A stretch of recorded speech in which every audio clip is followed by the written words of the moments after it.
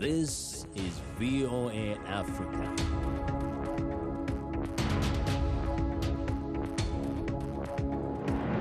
Hello, I'm Esther Githui-Ewart. It's Friday, June 4th. Welcome to Africa 54. We continue to work remotely because of the COVID-19 pandemic. But what hasn't changed is our commitment to bringing you the latest and most important news from the African continent and around the world. This is today's Africa 54.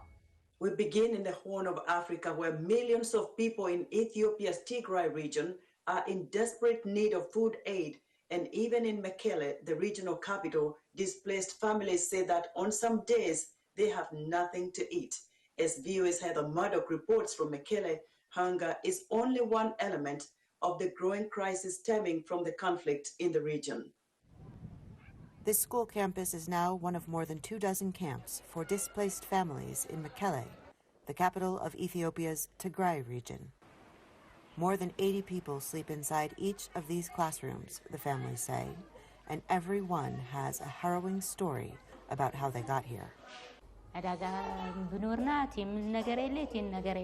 was at the market on a Saturday when suddenly tanks pulled in and the war began. I ran to my house and my sister was making coffee. I told her we had to run. We saw houses burning and heard bombs. The World Food Program says 5.2 million people in Tigray, more than 90% of the region's population, need emergency food aid. But here in Mekelle, where aid is available, people go hungry. By mid-afternoon in this camp, many families say they haven't eaten anything yet, and that this is not unusual. Local leaders of the displaced families say residents here are short of almost everything. We are facing a lot of difficulties. We don't have enough food, shelter, sleeping materials, and clothing. Before the war, we fed our children 3 times a day, but now we cannot. The conflict in the Tigray region began in November last year, when Ethiopian government troops were sent to the region to crush the forces of the Tigray People's Liberation Front. Now, roughly 2 million people have been forced from their homes. Thousands have been killed. Many more, like Zufan's 11-month-old son, have been injured. Zufan says her son's arm was injured as she fled, and it took her months to reach Mekelle for treatment. I went to the doctor yesterday. He said, "Where were you? He needed an operation, but now you are too late." There are children at the camp without their parents, and parents who lost their children in the chaos, Zufan says. And while her son may never have full use of his arm again, there are so many other mothers whose children are dead. Heather Murdock, VOA News in Mekelle. France said Thursday it would suspend joint military operations with Malian forces after the West African country's second coup in 9 months. The decision comes after Mali's military strongman Assimi Goita, who led last year's coup, ousted the country's civilian transitional president and prime minister last week. The move sparked a diplomatic uproar, prompting the United States to suspend security assistance for Malian security forces and for the African Union and the West African regional bloc ECOWAS to suspend Mali. Both Mali and France play a key role in the fight against a bloody insurgency plaguing the Sahel region. Goita will be officially inaugurated as Mali's transitional president on Monday, when a new prime minister is also expected to be nominated.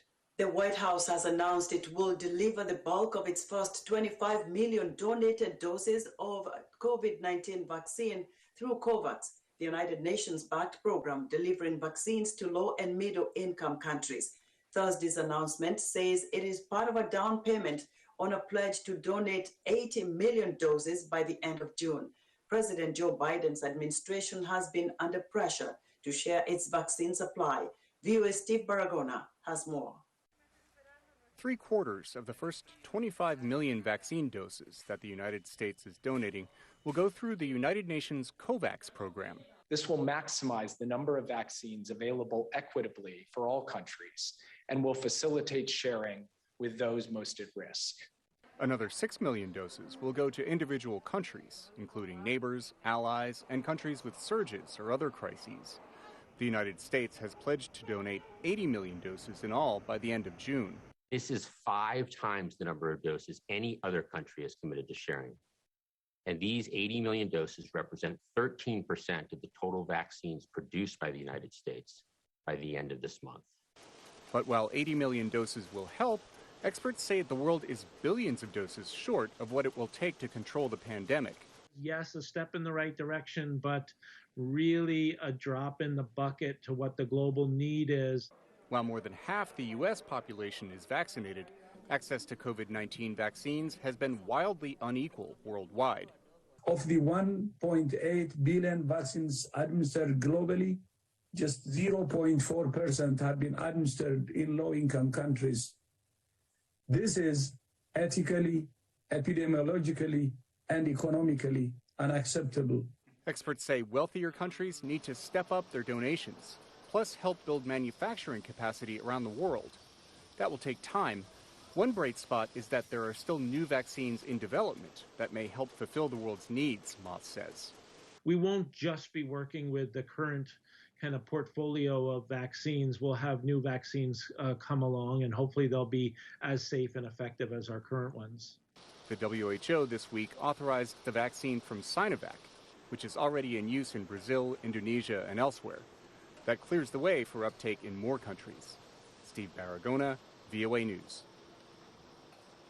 A group of Nigerian health workers teamed up last week for a COVID-19 musical aimed at comforting those impacted by the coronavirus pandemic. The performance was the work of Kunle Adiwale, founder and executive director of Earth Medicine Project. A grant from the U.S. Department of State's Nigeria mission provided funding. I spoke to Kunle via Skype from Lagos to find out more about the inspiration behind the song, You're Not Alone.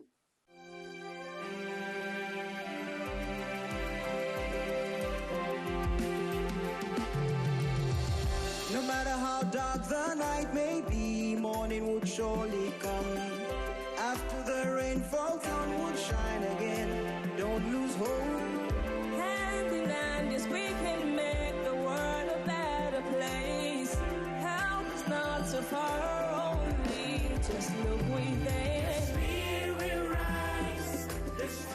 The song that was inspired in the pandemic, a song aimed to give hope to people who have lost loved ones in the midst of the pandemic. When we are dealing with certain situations, we feel like, oh, it's just happening to us. But those situations are also happening in other places.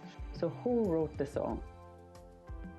The song, You're Not Alone, was written by doctors and nurses, physiotherapists, and other health workers in Lagos, Nigeria. How were you able to gather them all despite their busy schedule and have them come together to put such a beautiful song together?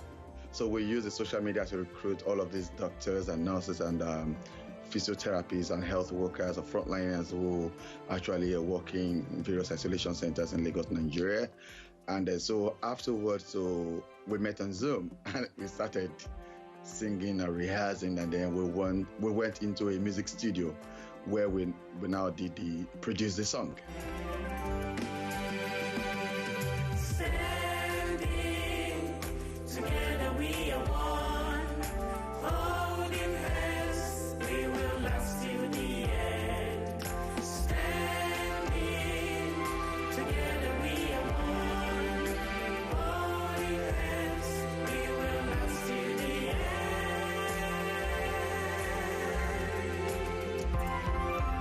What kind of instruments did you use for this song? Basically, we use classical instruments, violin and double bass, cello, drums, and all of these are the musical instruments used. Were you surprised, Kunle, to discover that health workers had such talent that they can also sing? Well, I am not surprised because in our Art in Medicine Fellowship Program, we have doctors who are musicians. And of course, apart from the clinical practice And this was such a huge opportunity and platform for them to be able to connect and be able to express themselves musically. Just how we talk it over from renaming of sickness to the minds of Maranganes are called. Kunle, tell me about the young man who is rapping. Is he a doctor? Is he a nurse? Together in law because we care, just so you know you're not alone. He's actually a nurse. he's actually a nurse, and it's amazing, to watch him actually rap. When we're actually creating songs, and he said, "Oh, I would love to rap into the song." I said, "Why not?"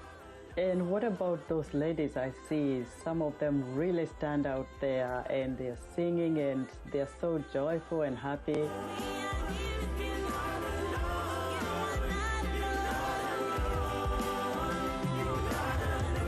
So some of the ladies, young women you saw in the video, are also like registered nurses, and also doctors who are also part of the music projects. Some of these ladies actually work at the isolation center in Lagos, Nigeria, where we have people who actually have the virus, and some of them get to attend to them one way or the other. We have an elderly woman there who was actually about 60 plus, so she's the oldest, and she is the national director and CEO of Sickle Cell Foundation Nigeria. She's also very gifted in the music. How was the music received in Nigeria?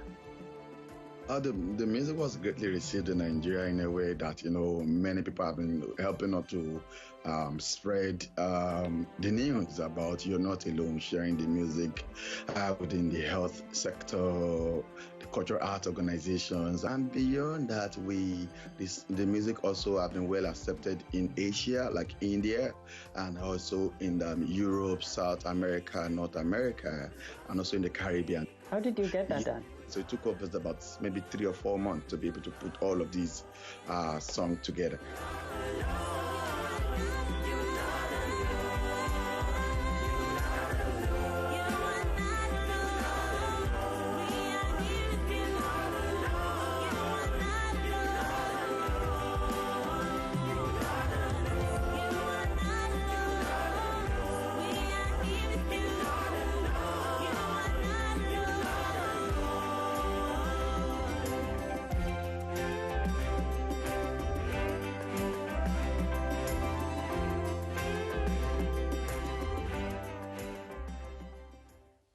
Kunle Adiwale is founder and executive director of Art Medicine Project and a 2016 Mandela Washington Fellow.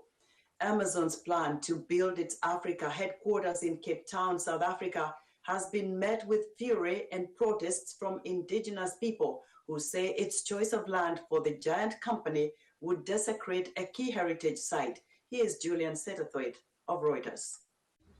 An ancient dispute over land has been stirred up anew by Amazon's choice of spot for its new headquarters in South Africa.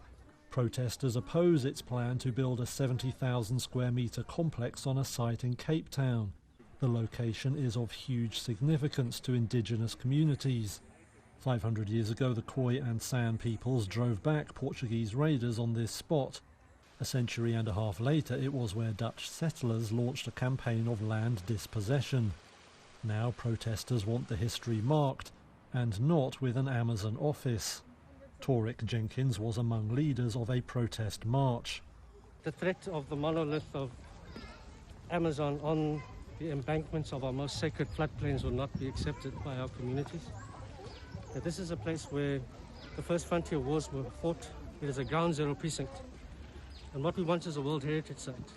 The riverside property was previously home to a golf driving range and bar. A small plaque is the only indication of its importance.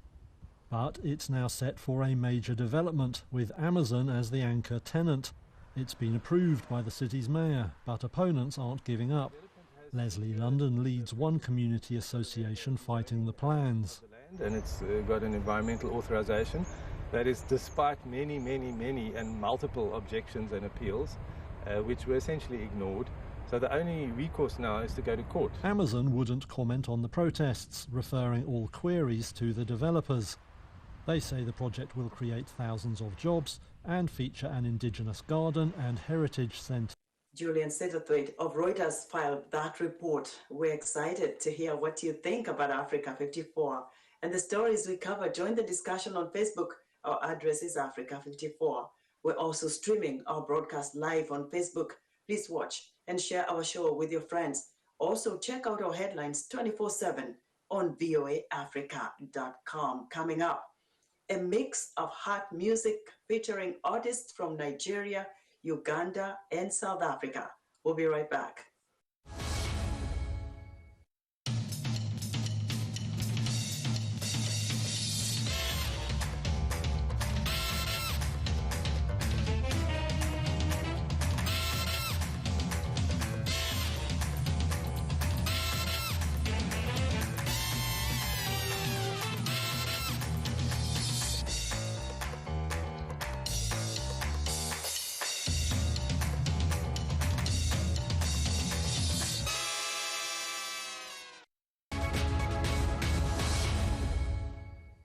Welcome back to Africa 54. A Dutch entrepreneur, Joost de Kuleva, realized he needed to reshape his business of recycling electronic waste in Africa if it was going to survive, but for a fee. We get more from Olivia Chan of Reuters.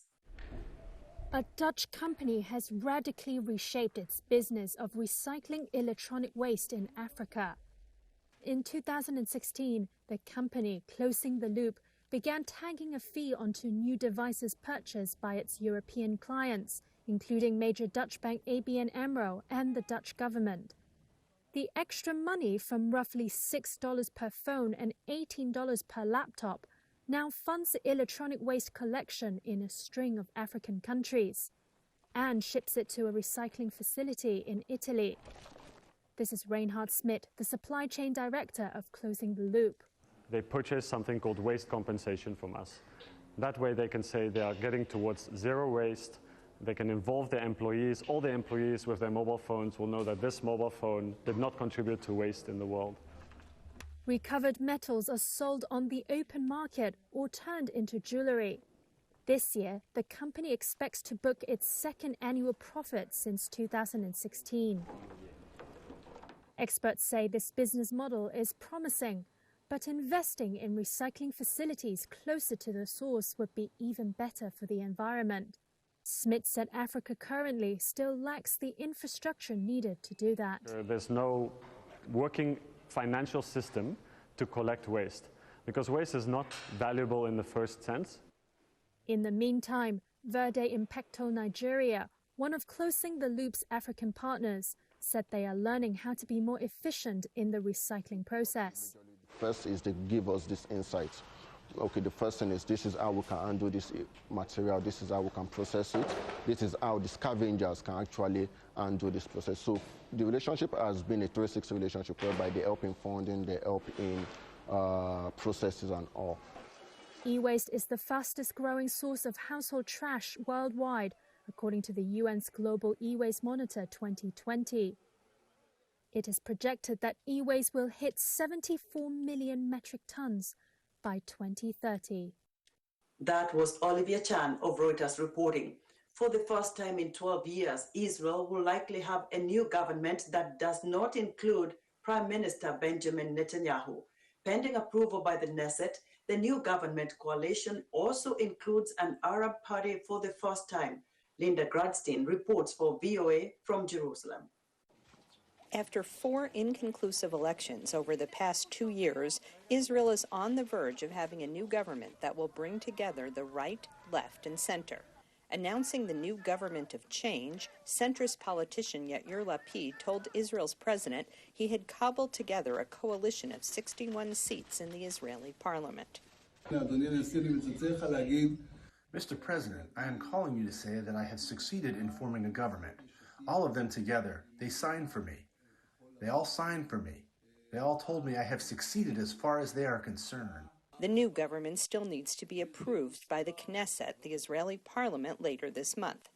But Lapid will not be the new prime minister, at least at first. To cement a coalition, he had to offer the job first to Naftali Bennett, the head of a small, hardline right-wing party called Yamina, with only 7 out of 120 Knesset seats.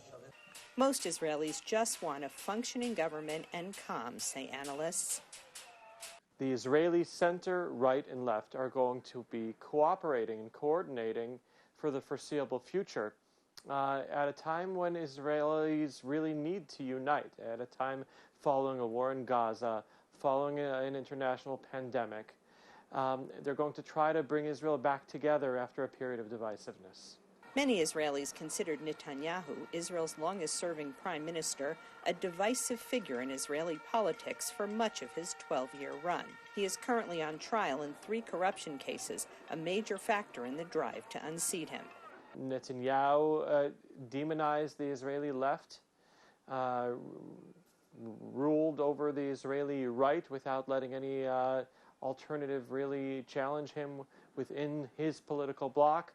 And when he will be on the sidelines, it'll be easier to govern and focus more on issues helping the people and less on issues that were helping himself. The new government has pledged to focus on issues like the economy and healing the split between Arab and Jewish citizens of Israel, coexistence frayed after violent clashes during the recent Gaza fighting. The coalition will include an Arab party for the first time in Israel's history. However, Palestinians say they don't see much difference between the old Netanyahu government and the new one. Palestinian blood will be a target for this government, which is no different than the other extremist right-wing governments, which escalate crimes against the Palestinians. But Israelis say they hope the new government will bring the country together and that there won't be another election for years to come. Linda Gradstein for VOA News, Jerusalem.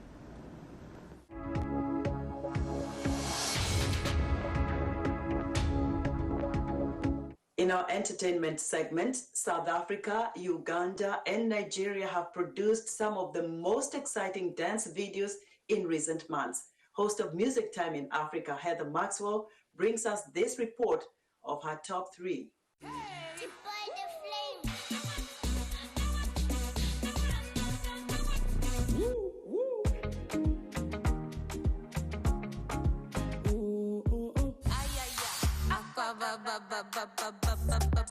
Hello, everybody.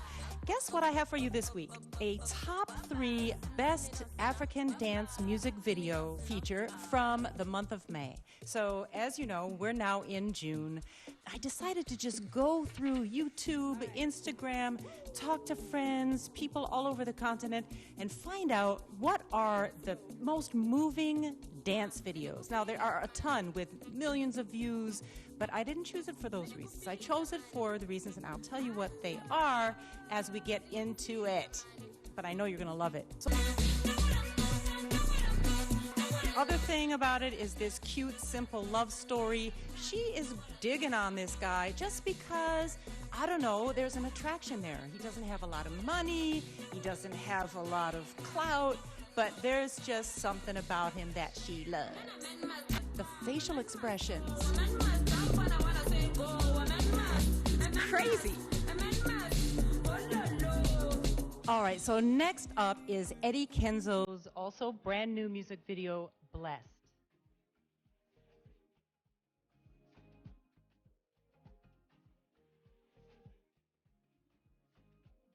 And it is just a happy vibe, positive, look forward to tomorrow, feel blessed for what you have today.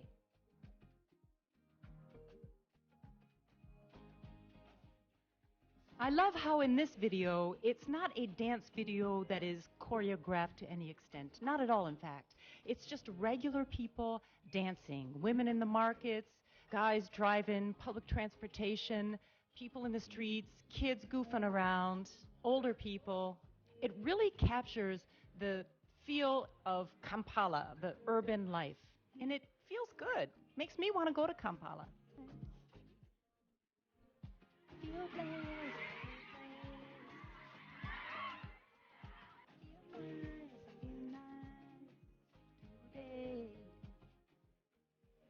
Now, for the third top music video from the month of May, we're going to Nigeria with Yemi Alade.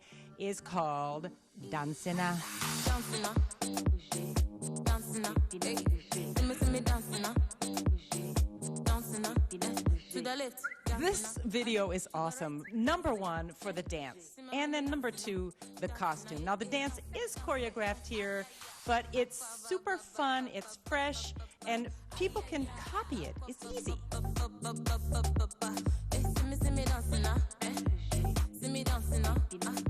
As you all know, Yemi Alade has been around for a long time too, like Eddie Kenzo.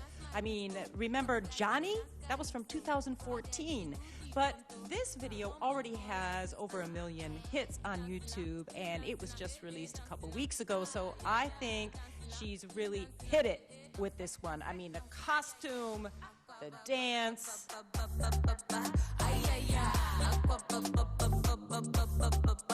Now, another thing about this tune that's so catchy is that she's got all of these short, repeatable ways that people can participate and feel like they can own this song and dance. All these little short things, like this. All right, so that was Yemi Alade with Dansina from Nigeria, and that is the top 3 best African dance videos from the month of May. Thanks, Heather, for that exciting music. And that wraps up our show this week. From all of us here in Washington, have a great weekend.